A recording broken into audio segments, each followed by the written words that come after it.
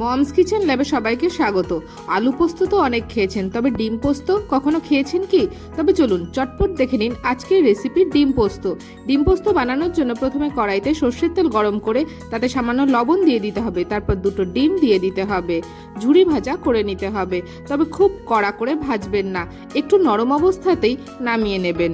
আমি এখানে মুরগির ডিম ব্যবহার করেছি, আপনারা চাইলে হাঁসের ডিম দিয়েও এই রান্নাটি করতে পারেন।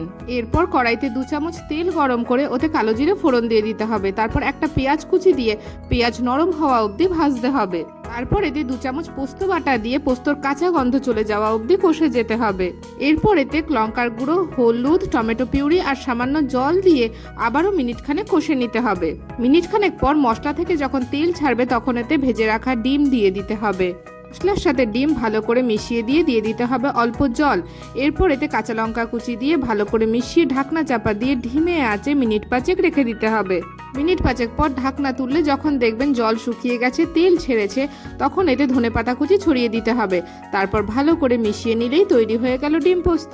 একটা সার্ভিং প্লেটে নামিয়ে উপর থেকে সামান্য ধনেপাতা কুচি ছড়িয়ে গরম গরম ভাত বা রুটির সাথে পরিবেশন করুন ডিম পোস্ত। আজকের মতন টাটা, দেখা হচ্ছে নতুন কোনো শর্টসে।